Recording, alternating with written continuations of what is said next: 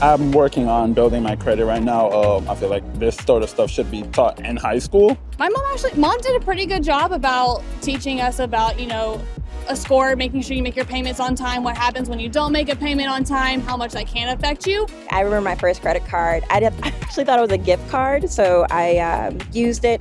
Didn't even realize I had a bill that was outstanding, and I had a creditor after me for like I don't know however long.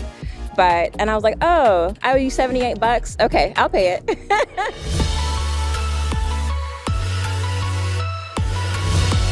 Hi, my name is Harrison Beecher, and I'm here from Washington, D.C. The mission of my sales team is to be the bridge to our community for all things real estate, lifestyle, and wealth building. Through that lens, I'm so excited to be pouring into the next generation today with the tools of financial literacy, including how credit works, what the home purchase process looks like, comparing buying versus renting, as well as looking at potential careers in real estate. Let's dive in. Today we're talking about credit, how it works, what are the rules, and how other folks are going to look at you based on your credit score. I define credit scores as an empirical scale that help businesses, institutions, and other organizations figure out how risky you are to give money to. And by the time you leave today, you're going to have a better understanding of how credit works and the things that you can do to put yourself on the best financial footing for more options in the future. By show of hands, who has had some type of experience with either consumer credit or credit cards? Gwen, you want to share what you've learned? I got my first credit card this past summer, and I remember being super excited because I felt like I was getting independent and growing up as an adult. But I also have a job, so the money that I got from my job taught me to save my money because I really thought it was important for me to have that money later in life. Love it. Very, very good lessons that some adults don't even know. Yeah. Deshaun, did you have an experience as well? So for my first credit card experience, I just signed up for the Amazon card. I went crazy on Amazon, bought $2,000 worth of stuff, and then once it came, I didn't realize I was actually damaging my credit by doing all of that. A very important learning lesson, and I think from both of these stories, we see that there are rules around who is given credit, having the income, having the job to get it, but there's even more strict rules about how you pay that credit back and the impact that can have on you later in life. So now that we've talked a little bit about the credit and what you've used and kind of how it works, it's important to understand credit scores are like grades that you earn in school, right? The lowest possible is 300, the highest possible is 850. And when a bank, a lending institution, a future employer, when anybody looks at that score, they're judging you based on both past activity and how risky they think you might be to give money to or to not. How would I get a credit score? And if my score is low, how would I improve that score? Great question. So, anytime somebody asks you for your social security number, your eyebrow should raise for one, because that is something you need to hold near and dear to your heart. But that's one of the key ways, is having an institution utilizing your social security number, because that's connected to your credit score, creating consumer credit for you. So in order to get a credit score, you first have to create open credit lines. And at any point when you're applying for things and they ask for birth date, address, or other personal information, really slow down with your personal info that you give out, but also be very thoughtful and careful if they're also asking for your social security, because that will normally open a line of credit which begins your credit path and history. Then once it's opened, what you do with that credit, how you use it, is what's going to directly impact your score. Does it go up from you doing good things? Or, like Deshaun's learning example, might it go down if I've either borrowed too much, I don't pay it back, or I don't do good things that show this lending institution and everybody else that I make good decisions when you give me money? It's important to note that it's based on activity. It's based on what you do. The higher the credit score, the more activity you have done that shows banks, lending institutions, and other companies that you make good decisions with your money. Primarily, if I borrow it, I pay it back on time. Also, I'm not spending all the money that I borrowed right away. Also, I pay things back, not just in a timely fashion, but completely. So I think it's important for you guys to understand that that credit score, which is like that grade, that empirical scale where other folks are going to be looking at and making decisions on if they should give you money or not, there's things you can do to impact if that score is higher or lower. So if you're a brand new person getting credit, your credit may be more expensive than mine will because my credit is established. If your score is higher, versus someone whose score is lower, there's going to be a different amount that you have to pay back over time. In your lesson of saying, I wanted to get the credit card, save the money, you're an ideal candidate for people that are seeking credit and the banks that are looking to give it out, because they know your risk tolerance is low, because guess what? You've got the money to be able to pay it back when you want, and you're not using all the credit you have. Credit is important for when you don't want to use the money that you have worked so hard to save and build up.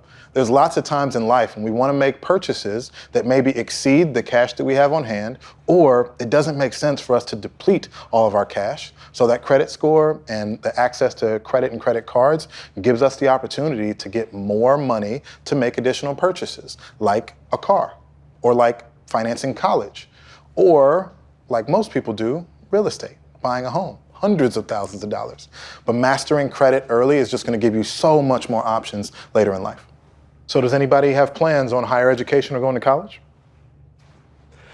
I'm a student athlete, and typically when I think about playing sports in college, I think about getting potential scholarships. And I'm wondering how scholarships affect my student loans and how that affects my credit score. Outstanding question. Short answer, Karen, is use as much of other folks' money as you can to pay for college, because student loan debt is a really serious crisis in this country. And that came from a lot of people that weren't doing what you all are doing today, that just signed up for loans without understanding the terms, the interest rate, and the rules for repaying it. So scholarships can be extremely helpful because they reduce the total cost that the university or college experience may cost you. And most people that don't have that money in cash are going to have to go seek out a loan or take out debt to be able to pay for it. And the terms of that debt can be a significant problem, especially if it takes 10, 15, 20 years to pay it back.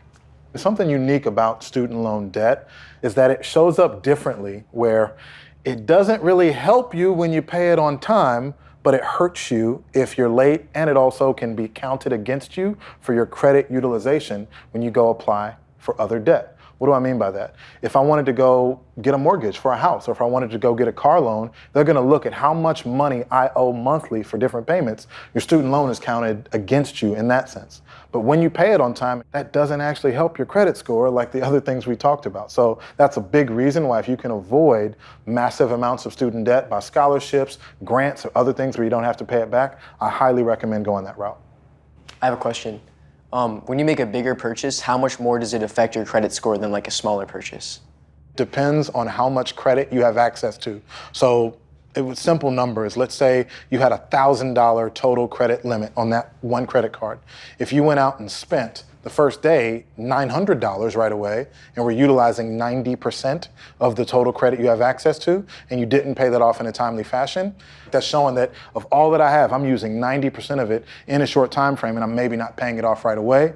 That's seen as risky. So it all depends on how much total credit you have access to, but also how quickly you pay it back. So if you are using a lot of that credit, but you pay it off within that 30-day time frame, that's a positive activity. When you are borrowing money, which is what a credit card allows you to do, you're borrowing at a price, and that price is the interest rate. Now, how much that interest rate is going to be directly connected to your credit score. When a bank looks at you, and if you have a lower credit score or a shorter or no credit history, they're going to say, I can actually charge you a higher interest rate because you are more risky to me to give this money to. So when credit cards have a higher interest rate, that is something that you want to pay attention to, and that's not a credit card that you want to keep forever, because the higher my interest rate is on the money that I borrow, that can very quickly turn $2,000 that I've borrowed into $2,500, $2,700, $3,000, which is what we call bad debt. What if you have multiple credit cards? Do they have separate credit scores, or do they both affect your own credit score, and how do they do that?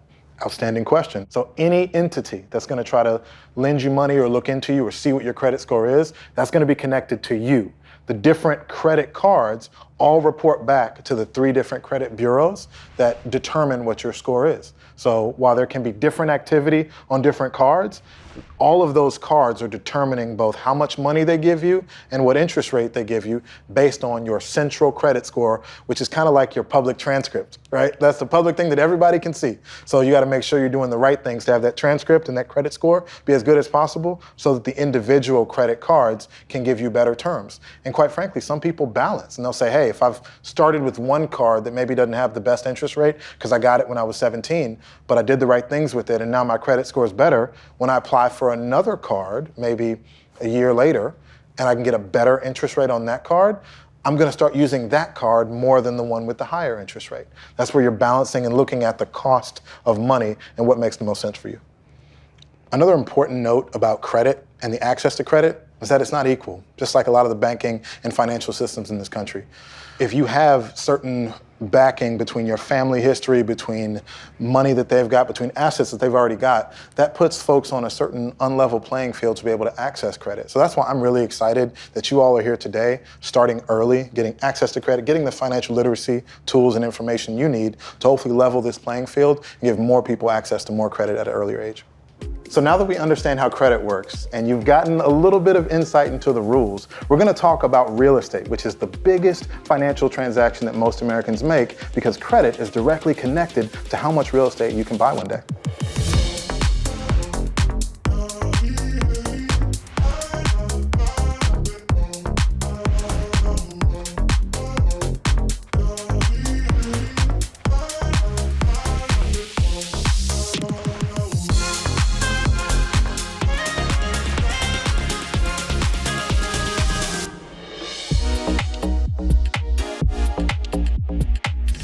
I knew that by the time I was 30, I wanted to buy my own property. And the reason is when you pay rent, you'll never see that money again. Gone. But when you own a property, when you pay your mortgage, you're paying your future self. I just want my own, and I'm pretty sure I would be the first person in my family to own a house. So like that really motivates me. Earlier we talked about credit, the rules to access it, and just how you can get to it. I want to talk about real estate a little bit now. And an interesting data point I came across recently was that 88% of high school students said that they wanted to be a homeowner or own a home one day. By show of hands, who in this group would like to own a home one day? Okay, interesting. So that data just about tracks.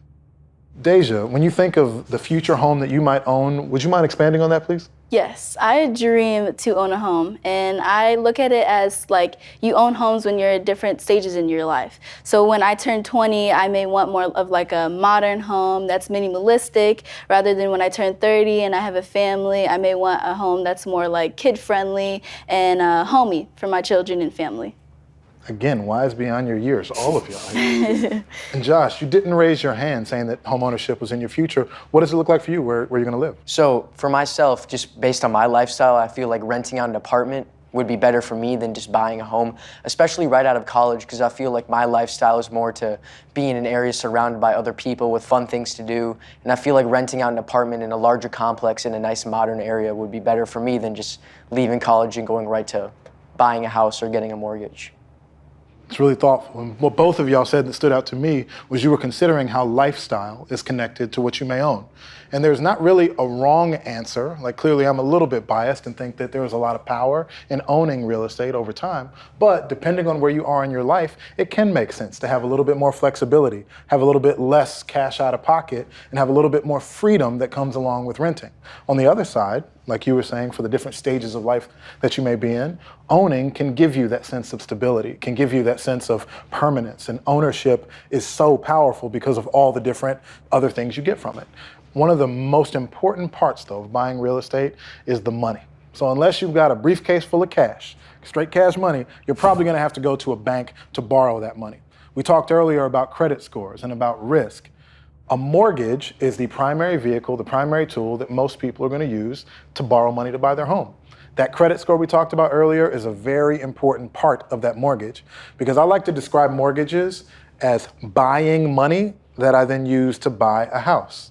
And if my credit score is lower, or if I look like I am riskier to the bank that's going to give me that mortgage, they're going to charge me more for that money that I need to buy the house.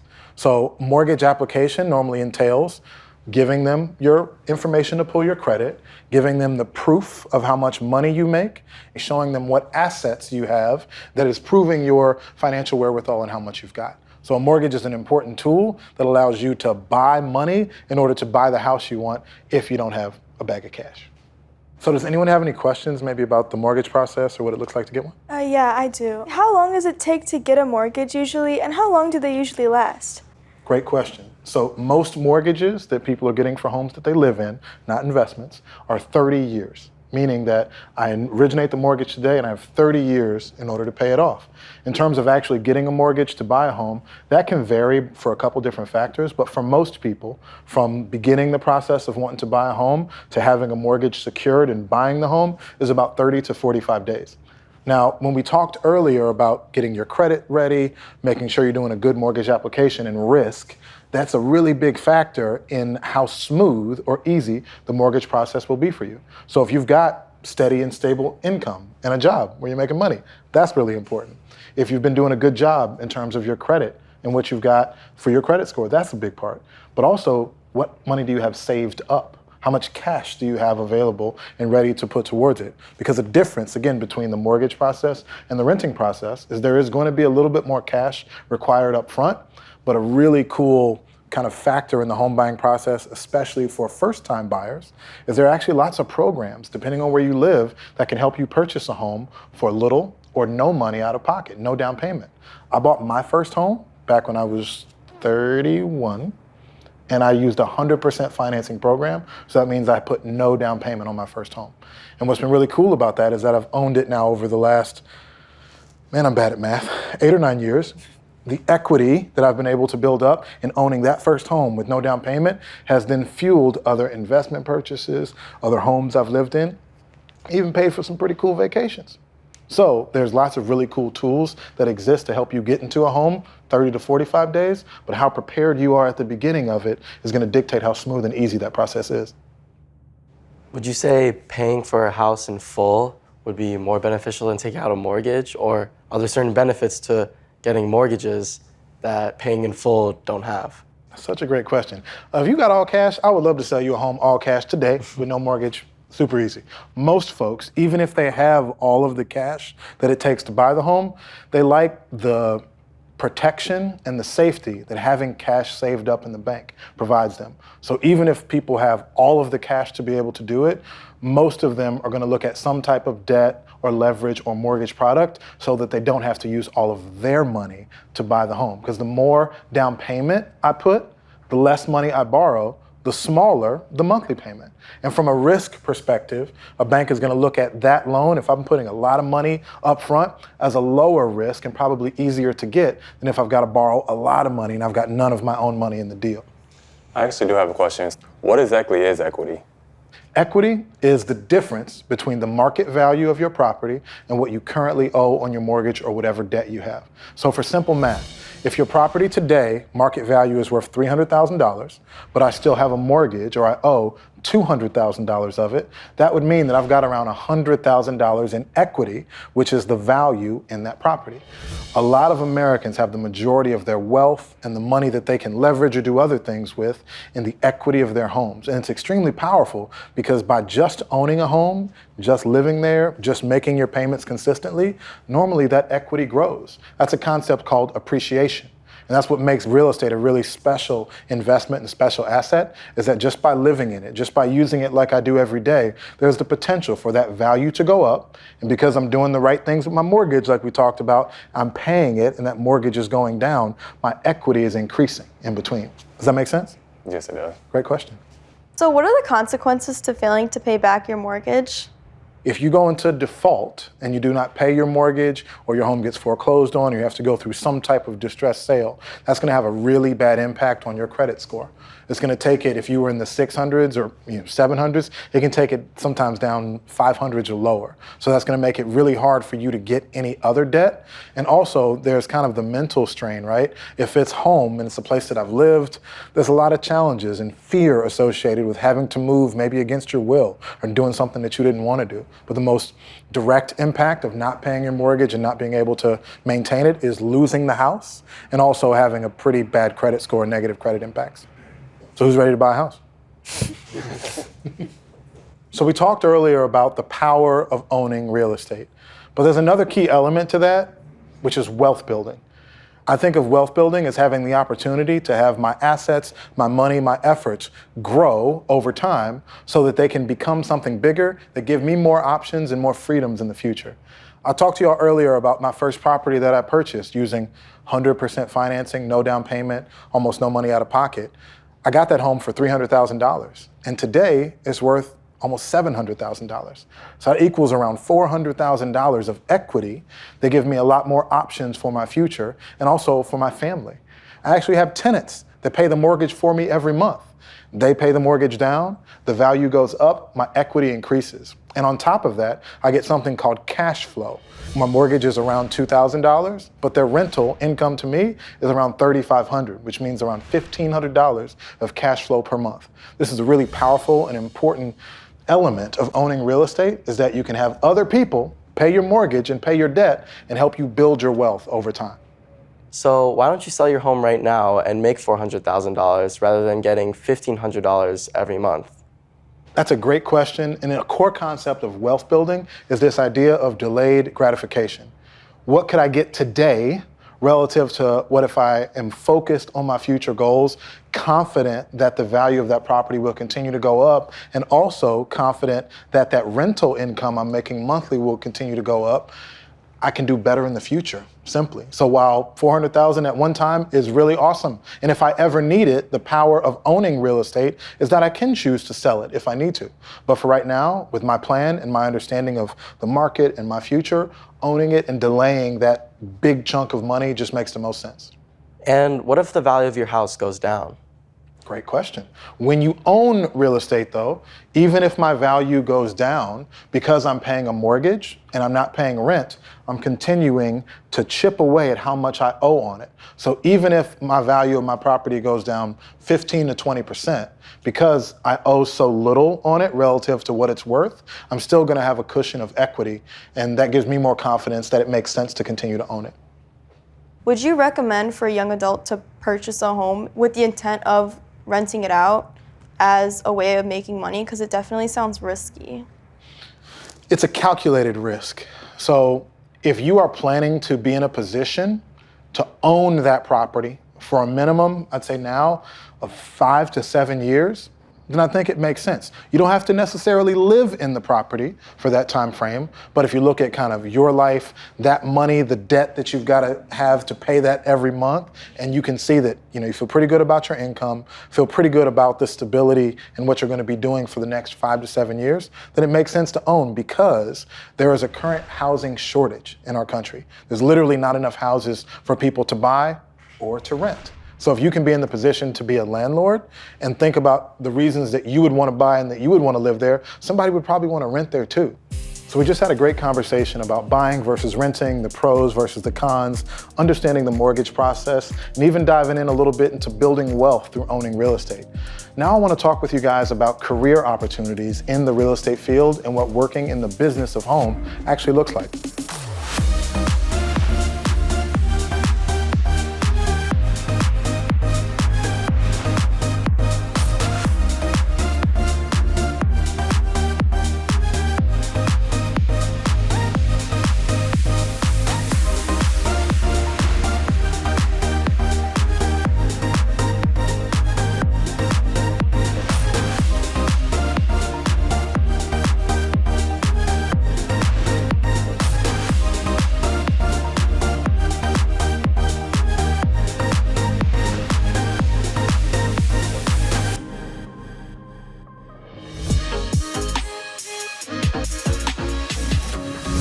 I was always interested in helping young people, because once I got the knowledge at a later age, I thought this is instrumental in the success of our future and our economy, is teach these young people at a young age.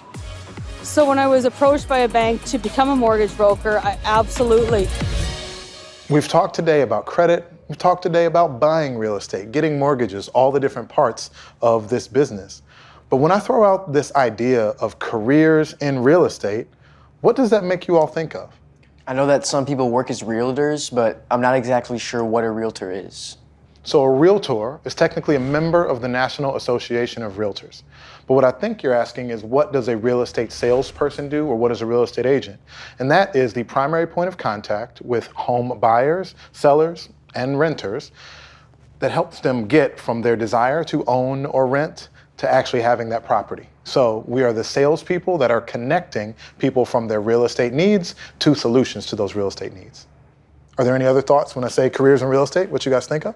Yeah, so why is it like beneficial for a real estate agent to have that relationship with the community? Well, there's a couple different ways you can approach building business and meeting new people.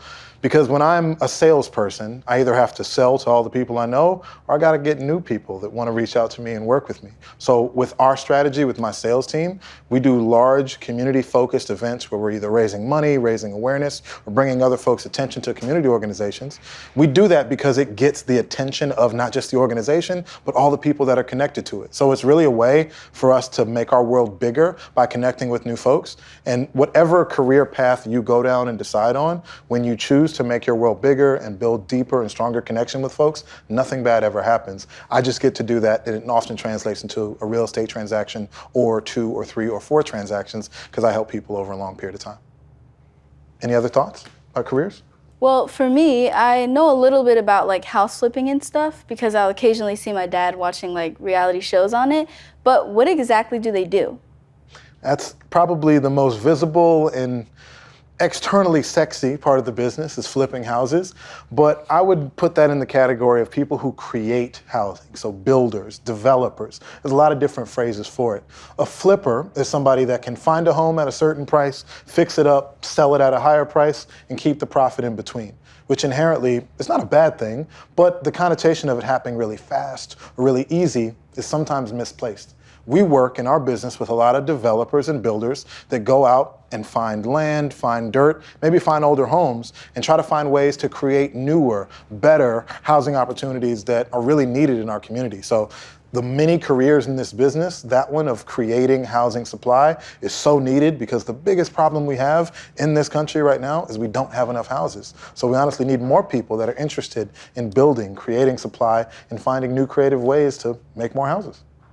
Yeah, so my family recently moved into an apartment, and so when I think about careers in real estate, I typically think of landlord, but what does that entail? Well, there's a couple different ways you can approach landlords or property management, which is the primary side of real estate that deals with rental housing, because even if people aren't going to buy a house to live in, they're probably going to rent one. So a landlord is generally a person that decides to own real estate and rent that out. In every jurisdiction, there's normally different rules about licensing and safety and different considerations that make sure that the house they're renting is up to par and is okay for the folks that are living in it. You also have to have the mindset that I am protecting my tenants and taking care of them by making sure that the house is in good shape. So there's not really a strict requirement on being a landlord other than you own the house and it's your responsibility to keep it up and take care of your tenants. There's a whole separate business side of that called property management, which is essentially a business that supports landlords that maybe aren't local or don't have their hands on the ground doing things with the actual house. That's when I kind of hire somebody to support me being a landlord without me having to go into the house and do stuff. So these were all great questions and great ideas about careers in real estate, but there are a couple other I want to make sure that you're aware of. Earlier you asked about mortgages or getting loans. There's a specific sect of our business that's around getting people money. Those are mortgage originators, loan officers, brokers, and appraisers. Those are all of the people that help make sure if you wanted to buy Deshaun's house, that you are qualified to do it, that you get the money on time, and that you're well positioned to be able to pay that mortgage back. Because like Melani's question earlier, we want to make sure that you can still afford to pay that mortgage and stay in the home. So that's the money side of the business with banking, loan officers, originators, appraisers, underwriters, everything in that loan side. And then if you're buying a home, there's a whole separate set of people that have to make sure that everything with the transaction is done correctly and legally. There's differences in every jurisdiction, so no matter where you are, it might be a little different, but attorneys are often involved in one way or another to make sure that the transaction is legally compliant, that everything is properly recorded at the courthouse with the city, county, or state. So if you have an interest in law, there's a lot of opportunity for you to participate in real estate. And we talked earlier about the developer, but then there's also the people that are actually building the home. So construction, contracting, all of the people that are physically working to create the home is a really big opportunity, because guess what? Every home, even a brand new home, has some type of maintenance or some type of work that needs to be done. So if you have any interest in working with your hands, being inside of properties, being a contractor or someone that works on homes in the different trades, is a really great career opportunity. When we pay our mortgage every month, we're going to have to pay for insurance as well. So the insurance industry is really directly connected to careers in real estate, because every home needs to have some form of home insurance. There's actually an opportunity for creatives to be involved in the real estate industry. Little known fact, I was actually a photography and digital art major in college, and that helped me because when I needed to take pictures of the property that I was selling, I could take them a little bit better. So you have a need for photographers, videographers, and then there's the people that actually make the homes look good before they are photographed and videoed. So stagers, designers, people that understand marketing. At the core, what we do as real estate salespeople is a marketing business. We first have to market ourselves to tell our story, to get people to like us. And then when we get properties we have to sell, we got to make those properties look really good to get folks to want to like and buy those properties too. So if you have any kind of creative bone in your body, there's tons of career opportunities in real estate for you too. We could talk all day about careers in real estate, but I'm just excited that you guys are asking the questions and think that no matter what your life plan is, having a better understanding of how the real estate industry works and different career opportunities can set you up for success. So today, we got to talk about a lot of outstanding topics. Financial literacy overall and what that looks like. Credit and the rules of accessing credit, building your credit, maintaining it. Homeownership, what that looks like, as well as the comparison between renting and buying. I'm really encouraged that you guys paid attention. You had such great questions, and the knowledge that you've been able to amass and learn today is really just the beginning. So it's my hope that you are curious, you want to continue to learn more, add to this knowledge base, and go back home and tell your friends about it. Because one of the core principles of building wealth is it's more fun when we do it together. So hopefully this was a great day for you guys, and I really enjoyed this conversation. Thank you so much. I learned a lot. It was great. A lot about credit cards. How to build some credit. Do it. You don't need credit. You got cash. You just got the cash. $400,000. $400,000.